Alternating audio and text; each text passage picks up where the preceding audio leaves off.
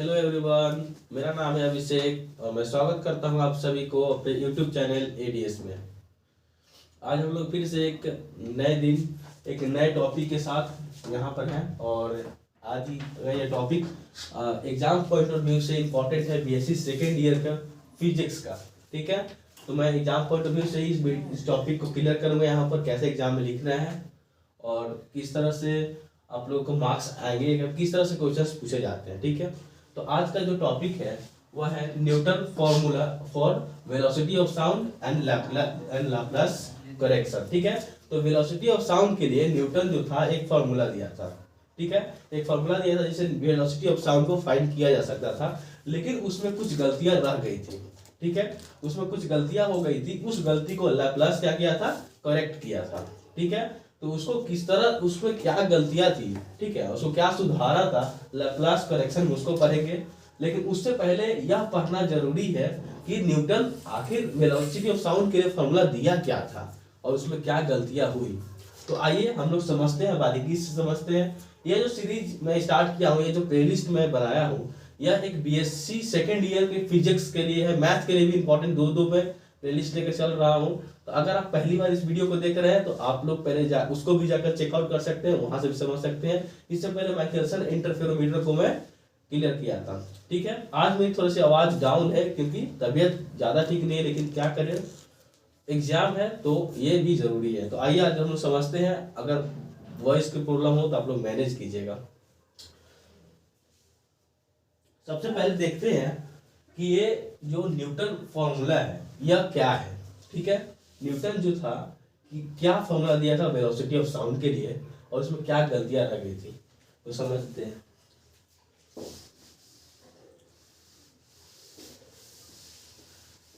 इस टॉपिक को स्टार्ट करने से पहले मैं थोड़ा साउंड के बारे में कुछ बताना चाहता हूँ, ठीक है। साउंड क्या होता है, साउंड क्या होता है, sound is longitudinal in nature, ठीक है। क्या है, साउंड एक वेव है, ठीक है। साउंड क्या है, एक वेव है, साउंड एक वेव है और यह क्या है, लॉन्गिट्यूडनल वेव है, ठीक है। Sound wave is of two types by the with respect of propagation, ठीक है ना। वेव किस तरह से प्रोपगेट करते हैं उसके रेस्पेक्ट में वेव का दो टाइप्स है, क्या क्या, एक ट्रांसवर्स वेव और एक लॉन्गिट्यूडनल वेव, ठीक है। ट्रांसवर्स वेव जो लाइट वेव होती है, जो लाइट हम लोग को मिलती है, जो लाइट हम लोग देखते हैं वो ट्रांसवर्स वेव होती है। लेकिन जो साउंड वेव है वह लॉन्गिट्यूडनल वेव होता है, ठीक है। लॉन्गिट्यूडनल कहने का मतलब क्या, वह जो प्रोपगेट करेगा वह ऐसे प्रोपगेट करेगा, ठीक है। मतलब कि इस डायरेक्शन में, लॉन्गिट्यूडनल डायरेक्शन में क्या करेगा, वह एक जगह से दूसरे जगह तक उसका एनर्जी का ट्रांसफॉर्मेशन होगा, ठीक है। इस लॉन्गिट्यूडनल वेव का मतलब, और ट्रांसवर्स वेव का मतलब कि वह क्या करेगा, साइनोसॉइडल फॉर्म में वो प्रोपगेट करेगा, साइनोसॉइडल फॉर्म में उसके एनर्जी का ट्रांसफर होगी एक पॉइंट से दूसरे पॉइंट तक, ठीक है।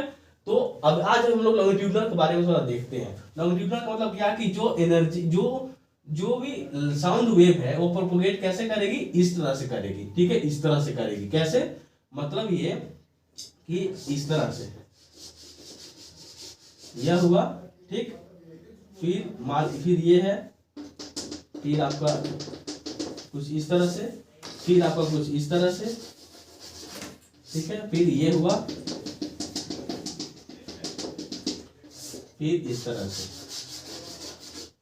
ठीक। इसका ये मैं क्या बता रहा हूँ, ये आपका साउंड का जो वेव है ये क्या कर रही है, प्रोपगेट कर रही है और इन लॉन्गिट्यूडनल, ये लॉन्गिट्यूडनल प्रोपगेट कर रही है। इसमें क्या हो रहा है कि यह, इसको हम लोग क्या बोलते हैं, कंप्रेशन बोलते हैं, ठीक है। इसको हम लोग क्या बोलते हैं, कंप्रेशन बोलते हैं, और इसको हम लोग क्या बोलते हैं, रियर फ्रैक्शन बोलते हैं, ठीक है। इसको हम लोग बोलते हैं कंप्रेशन, इसको बोलते हैं रियर फ्रैक्शन, फिर कंप्रेशन, फिर रियर फ्रैक्शन, फिर कंप्रेशन, फिर रियर फ्रैक्शन। और कुछ इस मीडियम में क्या होती है, इस तरह से क्या होती है, लॉन्गिट्यूडनल वेव ट्रेवल करती है एक जगह से दूसरी जगह, ठीक है। प्रैक्टिकल ट्रेवल्स नहीं करते हैं, क्या करते हैं, एनर्जी ट्रेवल करती है। यहाँ वाली जो पार्टिकल है, यहाँ वाले पार्टिकल को एनर्जी देती है, फिर वहां देती है, फिर वहां देती है, और ऐसे ऐसे एनर्जी का ट्रांसफॉर्मेशन होता है, पार्टिकल का ट्रांसफॉर्मेशन नहीं होता है, ठीक। तो इसमें क्या होता है, कंप्रेशन में क्या होती है कि प्रेशर जो है, कंप्रेशन में क्या होती है, प्रेशर इंक्रीज हो जाता है। ठीक है, क्या होता है यहाँ पर प्रेशर क्या है, ज्यादा है। ठीक, प्रेशर ज्यादा है लेकिन वॉल्यूम कम हो जाता है। ठीक है, वॉल्यूम क्या होता है, यहाँ घट जाती है। कंप्रेशन में वॉल्यूम घट जाती है, बहुत ज्यादा दबा दबा कर रखा हुआ है कुछ, तो वहां पर वॉल्यूम कम हो जाती है। और डेंसिटी, ठीक है, डेंसिटी क्या होती है, रो यहाँ पर क्या होती है, इंक्रीज हो जाता है। ठीक है, जहां वॉल्यूम कम होगा वहां डेंसिटी तो इंक्रीज होगा ही। ठीक, क्योंकि density equal to mass by volume, volume is inversely proportional to the density. ठीक है, तो ये बात आप लोग को 3 पॉइंट माइंड में रखना है। ठीक, तो रियल फ्रैक्शन में क्या होता है कि रियल फ्रैक्शन में क्या होता है कि रियल फ्रैक्शन में क्या होता है, प्रेशर डिक्रीज हो जाती है। देखिए यहाँ पर पार्टिकल क्या है, बहुत कम है तो प्रेशर बहुत कम लगेगा, यहाँ भी पार्टिकल कम है तो प्रेशर क्या है, कम होगा। ठीक है, यहाँ पर क्या होता है पार्टिकल्स का कि they are closer to each other. ठीक है, कंप्रेशन में क्या होता है कि पार्टिकल्स जो होती है वो क्या होती है, एक दूसरे के बहुत क्लोज रहता है, पैक्ड रहता है। पार्टिकल में फर्दर अवे रहता है ना, एक दूसरे से दूर रहता है, तो इसमें प्रेशर कम होती है। प्रेशर कम होती है तो वॉल्यूम बढ़ जाता है। ठीक है, वॉल्यूम क्यों बढ़ गया, क्योंकि ज्यादा स्पेस को लिया है, ज्यादा जगह को लिया है, कम है तो ज्यादा फैल रहा है, ज्यादा फैल रहा है तो यहाँ वॉल्यूम ज्यादा होगा, लेकिन यहाँ पर डेंसिटी क्या हो जाएगी, डिक्रीज हो जाएगी। ठीक है, तो कुछ इस तरह से रियल फ्रैक्शन और कंप्रेशन में डिफरेंस है, और कुछ इस तरह से लॉन्गिट्यूडनल वेव जो है वह उसमें एनर्जी का ट्रांसफॉर्मेशन एक पॉइंट से दूसरे पॉइंट तक होती है। And sound wave is longitudinal in nature, मतलब कि साउंड वेव जो है वो लॉन्गिट्यूडनल वेव है, बाय लॉन्गिट्यूडनली वो प्रोपोगेट करता है। ठीक है, क्लियर है, क्लियर। आज हम लोग ट्रांसवर्स वेव के बारे में बात नहीं कर रहे, वो भी किसी दिन लेकर आएंगे चर्चा में। तो ये आपका रियल फ्रैक्शन, ये आपका कंप्रेशन था, यहां तक क्लियर है। तो इसी से क्या हुआ कि न्यूटन के दिमाग में कुछ आया। ठीक, न्यूटन क्या सोचा, न्यूटन यह सोचा कि जब कंप्रेशन हो रहा है तो प्रेशर बढ़ रहा होगा। ठीक, मतलब पार्टिकल में एक तरह का फोर्स ज्यादा हो रहा होगा, बढ़ रहा होगा, तो यहां से क्या होगा, एनर्जी रेडिएट होता होगा। ठीक है, एनर्जी मतलब हीट, हीट यहां से क्या हो रहा होगा, बाहर निकल रहा होगा। ठीक, और वही चीज यहां पर अपोजिट हो रहा होगा, जब रियल फ्रैक्शन हो रहा होगा तो पार्टिकल्स क्या है, एक दूसरे से अवे है, दूर है। ठीक, तो यहां पर क्या हो रहा होगा कि एनर्जी क्या हो रहा है, ऑब्जॉर्ब हो रहा होगा। ठीक, यहां पर क्या हो रहा है, एनर्जी ऑब्जॉर्ब हो रहा होगा, हीट। ठीक है, तो न्यूटन को ऐसा लगा, न्यूटन ऐसा एज्यूम किया कि यहाँ पर एनर्जी निकल रहा है, रेडिएट हो रहा है, यहाँ पे एनर्जी ऑब्जॉर्ब हो रहा है, मतलब हीट एनर्जी के बारे में बात कर रहे हैं, हीट एनर्जी। इसका मतलब क्या हुआ कि टेम्परेचर जो है इस चीज का कांस्टेंट है। ठीक है, in the propagation of sound temperature is constant, ऐसा न्यूटन बोला। ठीक, अगर टेम्परेचर कांस्टेंट होता है तो कौन सा प्रोसेस होता है, आइसोथर्मल प्रोसेस होता है। ठीक है, क्या होता है, आइसोथर्मल प्रोसेस होता है, जो हम लोग पढ़ चुके हैं पहले भी, सेकेंड सेमेस्टर में भी पढ़े थे, 12th में भी पढ़े थे, 11th में भी पढ़े थे, ये हम लोग बहुत पहले से पढ़ते आ रहे हैं कि आइसोथर्मल प्रोसेस क्या होता है। ठीक है, एक ऐसा प्रोसेस जिसमें टेम्परेचर क्या हो, कांस्टेंट हो। तो न्यूटन क्या बोला कि एक जगह हीट निकल रही है, एक जगह टेम्परेचर निकल रही है, ठीक है, रिलीज हो रही है, और एक जगह टेम्परेचर ऑब्जॉर्ब हो रही है रियल फ्रैक्शन में। इसका मतलब यह हुआ कि इस पूरा का पूरा जो मीडियम है, जो साउंड वेव जो है प्रोपोगेट कर रही है, वह क्या है, कांस्टेंट है। ठीक है, उसका है कांस्टेंट है, और इसीलिए न्यूटन क्या किया, अपना फॉर्मूला देने के लिए क्या किया कि इस पूरा मीडियम को क्या कर दिया, आइसोथर्मल कर दिया। ठीक है, मीडियम को क्या कर दिया, वो आइसोथर्मल प्रोसेस में एज्यूम कर लिया, और यहां से न्यूटन का फॉर्मूला का स्टार्ट हुआ। न्यूटन फॉर्मूला कैसे दिया, एक मैं यहाँ पर लाइन बता चुका हूं, यहां से वो न्यूटन के दिमाग में आया था। तो अभी हम लोग अच्छे से लिखते हुए समझेंगे कि आप लोग एग्जाम में लिखेंगे, आप लोग एग्जाम में इसको भी मेंशन कर सकते हैं। ठीक है, क्योंकि एक ग्रेजुएशन की एग्जाम होती है, यूनिवर्सिटी जो इसको लेती है, और यूनिवर्सिटी में होता क्या है कि ये बहुत लॉन्ग टाइम क्वेश्चन है। ठीक है, तो लॉन्ग टाइम में लिखना भी बहुत जरूरी होता है। तो ये सब जो इन्फॉर्मेटिव चीज है, अगर आप इसको मेंशन करते हैं अपने एग्जाम के पेपर में, तो उसमें क्या होगा, टीचर को ऐसा लगेगा कि आपके कॉन्सेप्ट क्लियर है, तो आपके मार्क्स नहीं कटेंगे, कहीं भी नहीं कटेंगे। ठीक है, तो आप इसको भी मेंशन कर सकते हैं। लेकिन बाकी जो न्यूटन फॉर्मूला है वह कैसे आया वेलोसिटी ऑफ साउंड के लिए, इसके बारे में अब हम लोग देखेंगे। ये बस छोटी सी जानकारी थी साउंड वेव के बारे में, साउंड के बारे में। तो आइए हम लोग देखते हैं। तो ये फॉर्मूला न्यूटन, अभी हम लोग क्या बताने जा रहे हैं, Newton's formula for velocity of sound. ठीक है, तो इसको कैसे शुरू करेंगे, शुरू कैसे करेंगे कि Newton assume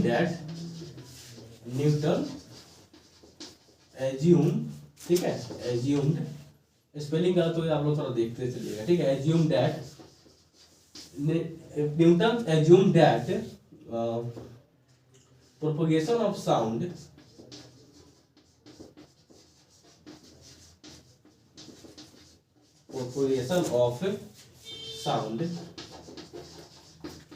through medium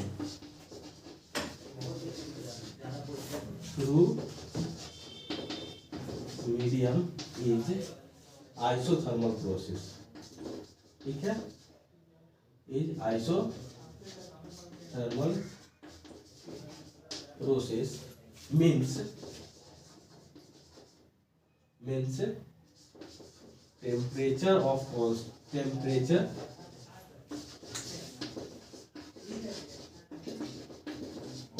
medium is constant, ठीक है। ये आप लोग का लाइन मेंशन करना अपने एग्जाम पेपर में इस न्यूटन फॉर्मूला के लिए बहुत जरूरी है। न्यूटन क्या एज्यूम किया, न्यूटन ऐसा एज्यूम किया कि जो साउंड का जो प्रोपगेशन हो रहा है वह मीडियम के थ्रू जो हो रहा है वह क्या है, आइसोथर्मल प्रोसेस है। मतलब कि जब हम लोग जब सब लोग बोल रहे हैं और ये जो साउंड ट्रांसफर हो रही है मीडियम में, इसमें क्या हो रहा है, हीट, इसमें टेम्परेचर का कोई रोल नहीं है। ऐसा क्या बोला, ऐसा न्यूटन बोला, क्योंकि वहां का टेम्परेचर को न्यूटन क्या किया, टेम्परेचर को कांस्टेंट कर दिया, ठीक है। ये कांस्टेंट वाला जो विचार है उसके दिमाग में कहां से आया, मैं यहाँ पर भी बताया हूँ, रेयर फ्रैक्शन और कंप्रेशन के बारे में, वहां से आया था, ठीक। तो वह क्या किया कि आइसोथर्मल प्रोसेस एज्यूम कर लिया, ठीक। तो अब हम लोग आगे देखते हैं, यहाँ पे लिखेंगे अकॉर्डिंग, यहाँ लिखेंगे क्या, according to isothermal process. Isothermal process तो आप लोग पढ़े होंगे कि जो प्रेशर इनटू वॉल्यूम होता है पीवी, वह क्या होता है, कांस्टेंट होता है, ठीक है। वो क्या होता है, कांस्टेंट होता है, पता ही है, ये पता है ना बोल्स लॉ में। तो यहाँ पर क्या करेंगे, अब हम लोग इसको डिफरेंशिएट करेंगे। यहाँ पर आप लोग लिख सकते हैं डिफरेंशिएटिंग बोथ साइड, ठीक है, डिफरेंशिएटिंग बोथ साइड, ठीक, दोनों तरफ हम लोग डिफरेंशिएट करेंगे। तो डिफरेंशिएट यहाँ पर u इंटू v के फॉर्म में होता है, तो यहाँ पर पहले p बाहर, प्रेशर बाहर, इसको डिफरेंशिएट तो dv, फिर प्लस, फिर ये सेकेंड वाला टर्म बाहर और फिर इसको डिफरेंशिएट, ठीक है ना, ये u इंटू v पर डिफरेंशिएट होता है। और इधर क्या है, कांस्टेंट है, कांस्टेंट का डिफरेंशिएशन 0। यहाँ तक क्लियर है, यहाँ क्लियर है। अब इसको हम लोग क्या करेंगे, इसको इस तरह भेजेंगे, तो p del v equal to minus v del p, ठीक है, p del v equal to minus v del p, clear है। तो यहाँ से क्या होगा, अब p को यहाँ से हम लोग p को रखेंगे यहीं पर और dv को इस तरह भेजेंगे, ठीक है। देखिए यहाँ तक क्लियर है, क्लियर है।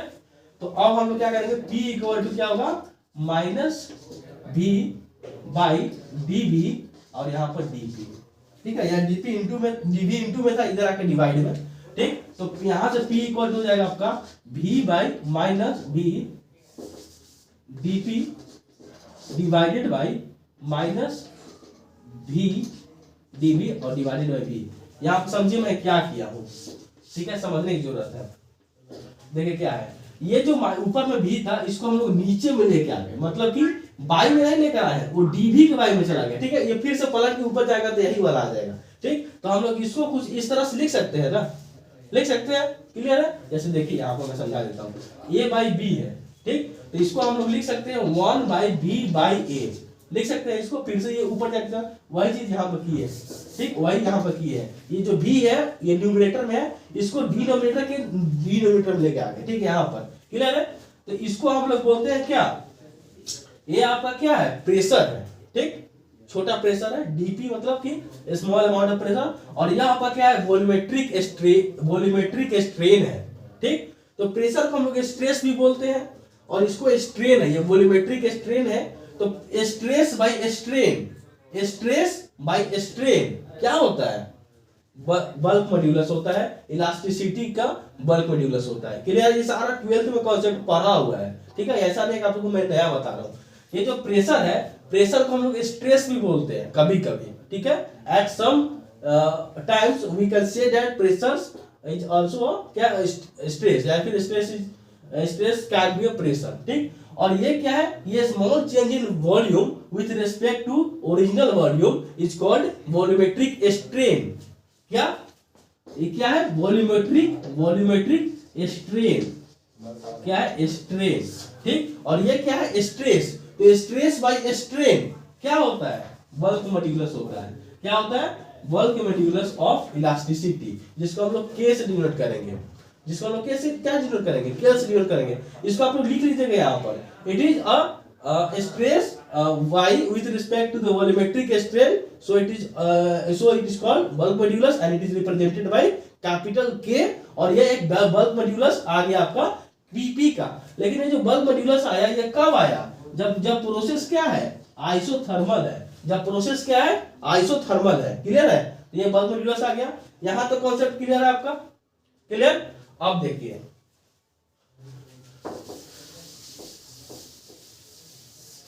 इसको नोट करते चलिए, साथ में नोट करेंगे तो ज्यादा समझ में आएगा, क्लियर होते चलेगा, ठीक है।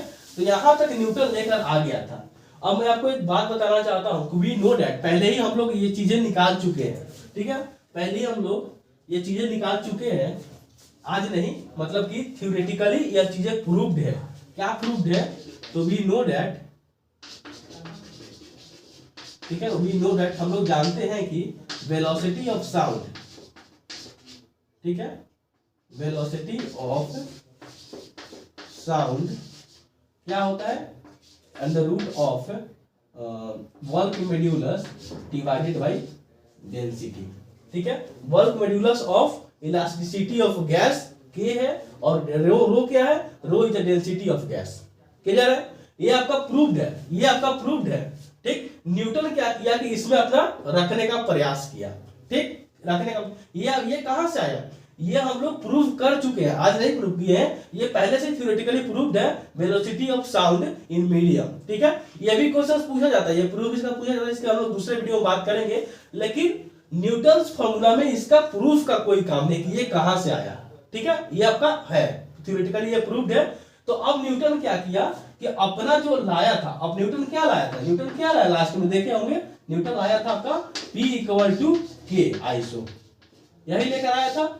जो आप लोग पिछला जो स्लाइड में देखे होंगे उसको आप लोग इक्वेशन 1 मान लीजिएगा, ठीक। और यह आपका इक्वेशन क्या होगा, 2 हो गया, ठीक। और ये अब क्या होगा, फ्रॉम इक्वेशन 1 and 2, ठीक, फ्रॉम 1 and 2 क्या हो जाएगा, velocity of sound equal to under root P by रो।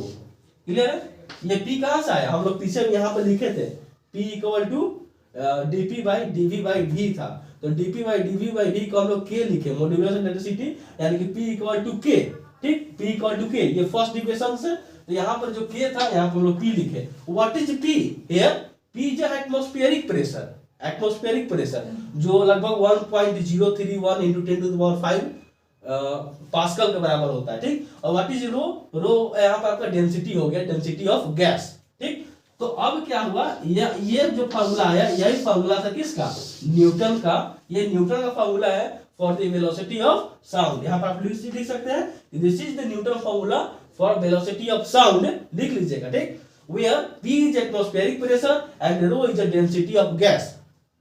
तो अब क्या हुआ, अब इसको चेक तो किया जाएगा, ठीक है। अब कोई भी अगर चेक नहीं किया जाता, उसको ऑथराइज नहीं किया जाता, ठीक है, तो कोई भी कुछ भी फार्मूला देके चला जाता। जब इसको चेक किया गया, तो जब इसको वैल्यू रखा गया, ठीक है, एटमॉस्फेरिक प्रेशर का वैल्यू रखा गया, डेंसिटी का वैल्यू रखा गया, तो जो V है, जो V वेलोसिटी ऑफ साउंड, वह कितना आया, 280 मीटर पर सेकेंड, ठीक है। जब क्या था, जब न्यूटन के फॉर्मूला पे सारा वैल्यू पुट किया गया, तो कितना वेलोसिटी ऑफ साउंड है, 280 मीटर पर सेकेंड, ठीक है, 280 मीटर पर सेकेंड, ये आया न्यूटन के फॉर्मूला से वेलोसिटी। लेकिन एक्चुअल में साउंड का वेलोसिटी कितना होता है, एक्चुअल में V ओरिजिनल, ठीक है, कितना होता है, 382 मीटर पर सेकेंड, यह होता है, ठीक है। तो आप लोग देख लीजिए कितना, सर 382 नहीं, 332, ठीक है, 332 मीटर पर सेकेंड इतना साउंड का वेलोसिटी होता है एक्चुअल में। लेकिन देखिए इसका कितना आया था न्यूटन का, तो लगभग इतना का डिफरेंस था, इतना का मार्जिन था, जो कि बहुत ही बड़ा मार्जिन था। और ये इसको क्या हुआ, इसको सही नहीं माना गया। ठीक, जब इसका न्यूटन को एरर निकाला गया, एरर परसेंटेज, तो लगभग 15.61% एरर आया था। ठीक है, मतलब अगर थोड़ा बहुत एरर हो तो आपके एक्सपेरिमेंट को सही माना जा सकता है, लेकिन न्यूटन का जो एरर था लगभग 15% आया था, 15%, जो कि एक बहुत ही बड़ा एरर है, और इसलिए Newton formula for velocity of sound एक को गलत माना गया। ठीक है, और उसके बाद एंट्री हुआ लाप्लास का, और लाप्लास क्या किया, लाप्लास क्या बोला कि जो न्यूटन जो क्या माना था, प्रोसेस को आइसोथर्मल माना था, वो गलत है। ठीक, लाप्लास यह प्रूव किया कि जो वो आइसोथर्मल माना था न्यूटन, वह गलत है, और वह क्या किया, आइए हम लोग समझते हैं।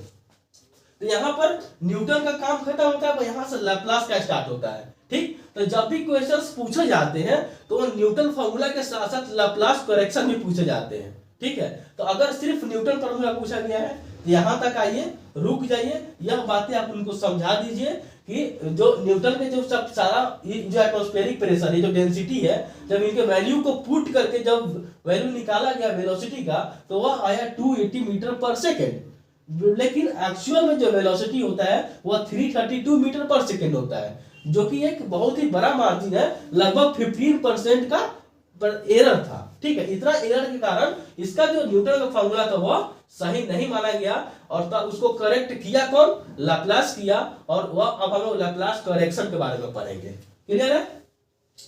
ठीक है, तो अब यह समझ गए आप लोग कि न्यूटन क्या गलती किया था और उसको लाप्लास कैसे सुधारा, ये हम लोग देखते हैं। तो सबसे पहले लाप्लास आते आते क्या बोला कि जो भी न्यूटन का एजम्पशन है वही गलत है, न्यूटन का जो एजम्पशन है वो गलत है, जो माना था वह गलत माना था। और न्यूटन कैसे उसको सिद्ध किया, तो जो लाप्लास था, लाप्लास, ठीक, यह क्या किया, यह पहला चीज क्या बोला, ठीक है ना, वेलोसिटी ऑफ, यह क्या बोला, velocity of sound is quite high. ठीक है, इज क्वाइट हाई। ठीक है, एक सेकेंड,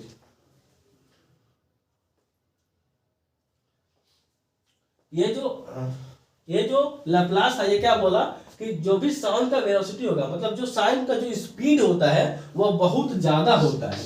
ठीक है, वो बहुत ज्यादा होता है। ये क्यों बोला, ये इसलिए बोला क्योंकि जब उसका साउंड बहुत ज्यादा होता है तो उसके पास टाइम नहीं है रियल फ्रैक्शन में कि वह हीट को ले सके, दे सके, मतलब एक्सचेंज, मतलब जो इन्वायरमेंट में जो बोला था आइसोथर्मल प्रोसेस में कि वो क्या कर रहा था, वो हीट को दे रहा था, कंप्रेशन में वो दे रहा था, रिलीज कर रहा था, और रियल फ्रैक्शन में वो ऑब्जर्व कर रहा था। तो लाप्लास को क्या बोला कि नहीं, वो गलत है। क्यों गलत है, क्योंकि वेलोसिटी ऑफ साउंड जो है वो थोड़ा हाई होता है, बहुत स्पीड में रहता है, जिसके कारण उसके पास इतना समय नहीं है कि वो क्या करे, हीट को ले सके, दे सके, टेम्परेचर को बदल सके। क्लियर है? और दूसरा क्या बोला कि जो गैस होता है, ठीक है, जबकि गैस में ही ना प्रोपोगेट कर रहा है, तो गैस क्या होता है, gas is the bad conductor of, bad conductor, gas क्या होता है, gas is a bad conductor of heat.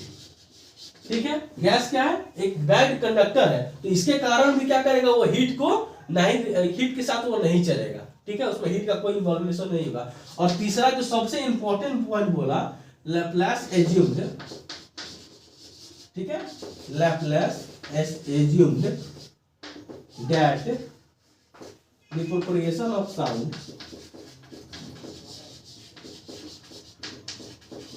ठीक है, साथ में लिखते चलिए, the progression of sound through medium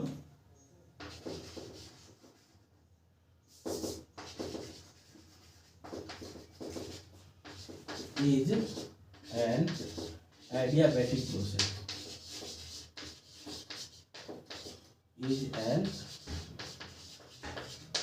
adiabatic process। मतलब क्या कि लैप्लास जब हीट का कोई इवैल्यूएशन ही नहीं हो रहा है, इसका मतलब क्या कि लैप्लास जो था उसको क्या किया, आइसोथर्मल प्रोसेस हटाकर एडियाबैटिक प्रोसेस कर दिया। ठीक है, लैप्लास मेन सुधार यही किया था, और इसको सुधार के लिए ये अपने एडियाबैटिक प्रोसेस सही है, इसको सपोर्ट करने के लिए यहाँ 2 पॉइंट बोला था। तो आखिर एडियाबैटिक क्यों होगा, क्योंकि गैस एक बैड कंडक्टर हीट का है, तो वह क्या है, हीट का कोई एवोल्यूशन नहीं। और क्या है, वेलोसिटी ऑफ जो साउंड होता है वह हाई होता है, ठीक है। तो इसलिए भी हीट एक्सचेंज करने का, लेने देने का काम ही, टाइम ही नहीं होता ना साउंड के पास। ये तीनों चीज आपको मेंशन करना है लैप्लास वाला में, ठीक। तो लैप्लास क्या बोला, ये एडियाबैटिक होता है। तो अब आगे बढ़ते हैं।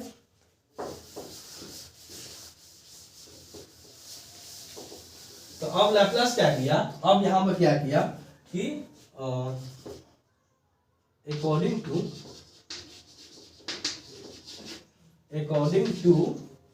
एडियाबैटिक प्रोसेस, ठीक है, अकॉर्डिंग टू एडियाबैटिक प्रोसेस क्या होता है, पी वी गामा, ठीक है, P V gamma equal to, आप ऐसे भी लिख सकते हैं, P V gamma equal to constant, ठीक है। What is here gamma, gamma is CP by CV, ठीक है, सीपी बाई सीवी। ये सीपी बाई सीवी जानते हैं, specific heat at constant pressure and specific heat at constant volume, ठीक है। और जब इसका रेशियो निकाला गया तो यह गामा होता है, वही गामा यहाँ पर है, ठीक है। पी भी गामा इक्वल टू कांस्टेंट, यह एडियाबैटिक प्रोसेस में होता है, क्लियर। ये इक्वेशन अब हम लोग इसको डिफरेंशिएट करेंगे, ठीक है। डिफरेंशिएटिंग बोथ साइड, डिफरेंशिएटिंग पूरा लिखेगा आप लोग, बोथ साइड, ठीक है, बोथ साइड, दोनों तरफ जब डिफरेंशिएट करेंगे तो ये लोग फिर से इसको हम लोग क्या करेंगे, ई और भी के फॉर्म में लेंगे, तो पी बाहर, इसको डिफरेंशिएट करेंगे। जब इसको करेंगे तो जो पावर होता है वो आगे आ जाता है, तो गामा, और ये वही सेम का सेम पावर में से एक घट जाता है, तो गामा -1, क्लियर है। और फिर आपका हो जाएगा भी का मैं क्या किया हूँ यहाँ डिफरेंशिएट, देखिए किस तरह से करते हैं। पहले पावर का करते हैं जो बाहर, फिर वही सेम और पावर से एक घट जाता है, फिर भी का किए तो डी भी प्लस, और इसको बाहर लिखते हैं अब इस बार, और फर्स्ट वाले करेंगे तो डी भी, अब कांस्टेंट का करेंगे तो 0, क्लियर है। अब इसको हम लोग इस साइड लेकर जाएंगे, इसको हम लोग क्या करेंगे, इसको इस साइड लेके जाएंगे, ठीक। तो P gamma V gamma -1 dV equal to minus V gamma by dV, clear है। अब देखिए, अब सिर्फ P को रखेंगे, बाकी सबको उस तरफ, तो सिर्फ P को रखेंगे, सबको इस तरफ लेकर आइए, तो माइनस गामा dP बाई, इसको लेकर आ गए इधर, तो R V gamma -1 dV, clear है। यहां तक कोई दिक्कत नहीं ना। अभी देखिए, अब हम इसको सॉल्व करते हैं आगे,